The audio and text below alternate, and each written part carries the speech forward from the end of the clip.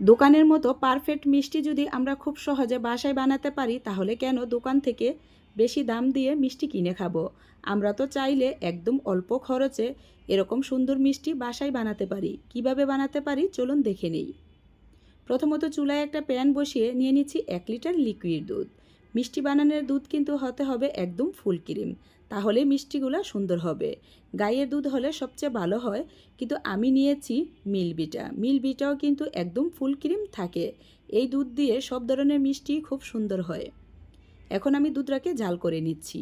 এদিকে একটা কাপে নিয়ে নিচ্ছি 1/3 কাপ নর্মাল পানি, সাথে নিয়ে নিচ্ছি আরও 1/3 কাপ সাদা সিরকা বা ভিনেগার। দুইটাই কিন্তু সমান পরিমাণের নিয়েছি। এখন আমি কাপটা একপাশে রেখে দিচ্ছি। এদিকে দুধটাও বলক চলে আসতেছে।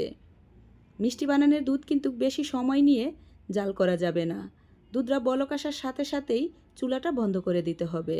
এবার আপনারা চাইলে 5 মিনিট এভাবে নেড়ে দুধটাকে হালকা ঠান্ডা করে নিতে পারেন। আবার চাইলে আমার মতো করে গরম দুধে এরকম নর্মাল ট্যাপের 1 কাপ পানি ঢেলে দিতে পারেন।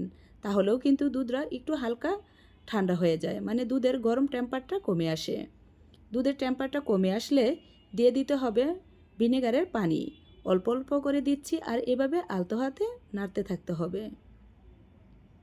এভাবে আলতো হাতে নাড়লে মানে ছানাটা একবারে দলা পেকে আসবে। আর যদি অনবরত জোরে জোরে নাড়তে থাকেন তাহলে কিন্তু ছানাটা গুঁড়া গুঁড়া হয়ে যাবে। তো দেখেন 3বারে আমি পানিটা দিয়ে দিয়েছি আর আলতো হাতে নাড়তে থাকবো। কিছুক্ষণ নেড়ে নেওয়ার পর দেখেন দুধের থেকে কিন্তু ছানাটা সেপারেট হয়ে গেছে আর পানিটা একদম সবুজ হয়ে গেছে। তখনই সাথে সাথে একটা ছাঁকনিতে বা পাতলা কাপড়ে এভাবে ঢেলে নিতে হবে। এই গরম পানিতে ছানাটা বেশি সময় রাখা যাবে না, তাহলে ছানাটা শক্ত হয়ে যাবে, তখন আবার মিষ্টি ভালো হবে না। ঢেলে নিয়ে সাথে সাথেই ঠান্ডা পানি দিয়ে ছানাটাকে ধুয়ে নিতে হবে, তাহলে ছানা থেকে মানে গরম টেম্পারেচারটা কমে যাবে, তখন ছানাটা খুব সুন্দর হবে, মানে একদম মসৃণ হবে। আবার ছানার ভিতরে যে ভিনেগারের পানিটা দেওয়া হয়েছে তাতে করে কিন্তু ছানা থেকে একটা ভিনেগারের গন্ধ আসে, সেটাও চলে যাবে।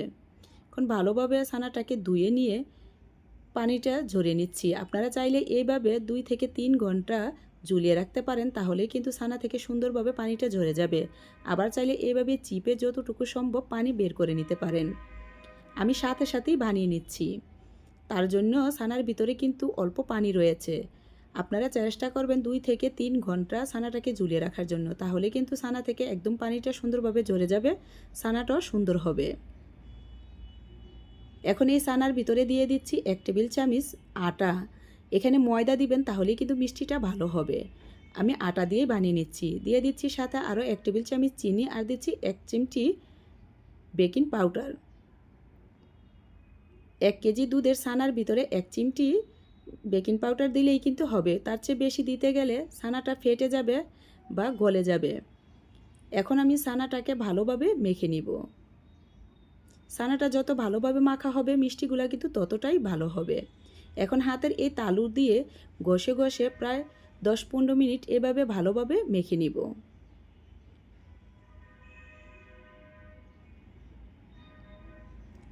এখন আমি শিরা বানিয়ে নিচ্ছি, তাই চুলায় একটা প্যান বসিয়ে নিয়ে নিচ্ছি 2 কাপ চিনি। 2 কাপ চিনির জন্য দিয়ে দিচ্ছি 4 কাপ পানি। 2 কাপ চিনির জন্য 4 কাপ পানি কিন্তু একদম পারফেক্ট একটা শিরা হয়। এখন মিষ্টি থেকে সুন্দর একটা সুগন্ধ আসার জন্য দিয়ে দিচ্ছি একটা এলাচ ফেটে বিচিটা বের করে, তাতে করে মিষ্টি থেকে সুন্দর একটা এলাচের ফ্লেভার আসে, মিষ্টিটা তখন খেতে ভালো লাগে। তো জাল করে চিনিটাকে গলিয়ে নিচ্ছি।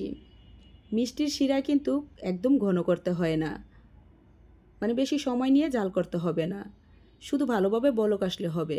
এদিকে আমি মিষ্টিগুলা বানিয়ে নিচ্ছি, তাই হাতে একটু ঘি মেখে নিয়েছি আর ছোট ছোট গোলা করে নিচ্ছি।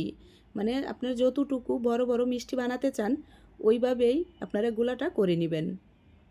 1 কেজি দুধের 1 কাপ ছানা হয়, সে 1 কাপ ছানা দিয়ে আমি 10টা মিষ্টি বানিয়ে নিচ্ছি। আর মিষ্টিগুলো এরকম মসৃণভাবে বানাতে হবে যাতে কোনো ফাটা না থাকে। যদি ফাটা হয় তাহলে কিন্তু মিষ্টিগুলো ভালো হবে না, ভেঙে যাওয়ার সম্ভাবনা থাকে। তো দেখেন আমি এভাবে সব কয়টা মিষ্টি কিন্তু বানিয়ে নিয়েছি। এদিকে শিরাটাও কিন্তু বলক চলে আসছে। এখন আমি একে একে মিষ্টিগুলা দিয়ে দিব। আর মিষ্টিগুলো বেশি সময় প্লেটে রেখে দিলে মানে ট্যাপ খেয়ে যায়, মানে চ্যাপটা হয়ে যায় মিষ্টিগুলা। তখন হাতে আবার একটু গড়িয়ে দিলেই কিন্তু মিষ্টিগুলা আবার সুন্দরভাবে গুল হয়ে যায়। তো দেখেন এভাবে চ্যাপটা হয়ে যায়, তখন হাতে এইভাবে একটু গড়িয়ে দিলেই মিষ্টিটা আবার গুল হয়ে যায়। আপনারাও চেষ্টা করবেন এভাবে ঘুরিয়ে দেওয়ার জন্য।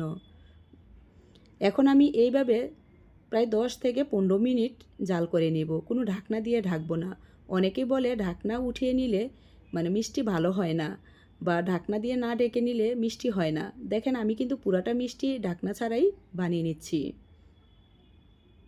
প্রায় 15 মিনিটের মতো জাল করে নিয়েছি।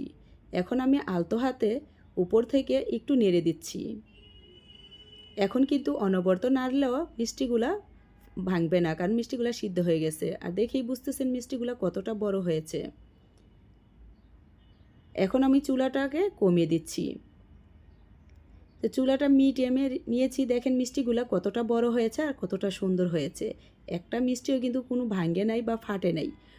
এখন আবারও আমি ঢাকনা দিয়ে ঢেকে এইভাবে লো আছে আরও 5 মিনিট রেখে দেব। 5 মিনিট পরে ঢাকনাটা উঠিয়ে নিচ্ছি। মিষ্টিগুলা কিন্তু খুব সুন্দরভাবে সিদ্ধ হয়ে গেছে। আমি এখানে 20 মিনিটের মতো মিষ্টিগুলা জাল করে নিয়েছি। এখন আমি চুলাটা বন্ধ করে দিচ্ছি। বন্ধ করে এভাবে 2 ঘন্টা বা 1 ঘন্টা রেখে দিচ্ছি। 1 ঘন্টা পর ফিরে আসছি। দেখেন মিষ্টিগুলা কতটা সুন্দর হয়েছে। আজকের আমার এই রেসিপিটা ফলো করে আপনারা যদি বাসায় মিষ্টি বানান, দেখবেন আপনাদের মিষ্টিও একদম পারফেক্ট হবে। আশা করি রেসিপিটা ভালো লাগবে আর বাসায় অবশ্যই বানিয়ে খাবেন। যদি ভালো লাগে তাহলে একটা লাইক, কমেন্ট আর সাবস্ক্রাইব ফলো করে রাখবেন, তাহলে এরকম মজার মজার রেসিপি দেখতে পাবেন।